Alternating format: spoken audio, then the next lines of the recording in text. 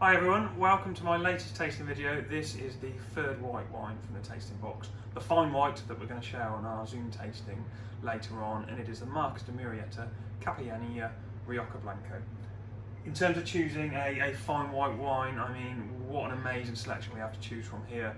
But this wine in particular, Michael and I were introduced to at the start of lockdown last year, and it was our wine of the summer. It was an incredibly sort of delicious, opulent white wine that just was the most unbelievable treat in amongst a period that was obviously a little bit different and challenging. So I've loved Marques de Murrieta's wines really since I got into the industry back in 2012.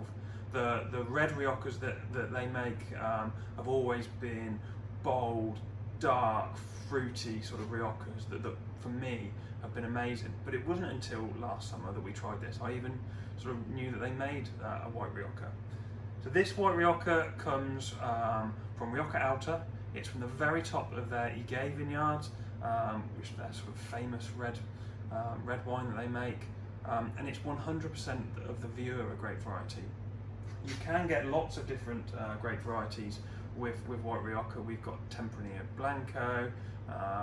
There's sort of a variety of different grapes you can have, but yeah, Vieira I think works incredibly well in this instance because it allows the winemaker to sort of add influence and to create a style of wine they really enjoy. The first thing you notice when you open the bottle, when you give it a sniff, is it is bold, it is full of aroma, and you just know you're going to be in for an absolute treat. You get real toasty notes. That comes from 15 months the wine spends in oak barrel once it's been fermented. It's actually fermented though in stainless steel. So traditionally white Riojas would have been fermented in the oak barrels and then aged in them. So this is kind of a fusion of modern winemaking techniques with traditional sort of methods. Already since I opened this a couple of minutes ago and I've been chatting away, you're starting to get a few more of those floral aromas, some peach, there's a little bit of jasmine. But really the vanilla from the oak is absolutely shining through.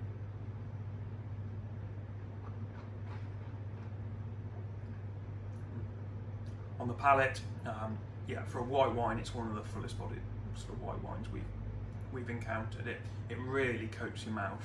You get plenty of sort of apple fruit flavour, a little bit of that peach, a little bit of that slight sort of floral notes, but again, it's that oak influence that comes through. So you've definitely got to be a fan of oaked wines to enjoy this. But if you are, you can almost guarantee that it'll go down well.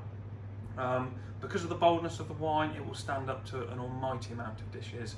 You could be looking at some slightly spiced dishes. You could be looking at sort of big roast chicken dinner. You could just have this with some sort of manchego cheese, which is how I'd probably like to enjoy it at home. But it's an absolute stunner. I hope you enjoy it, and I'll see you soon. Cheers.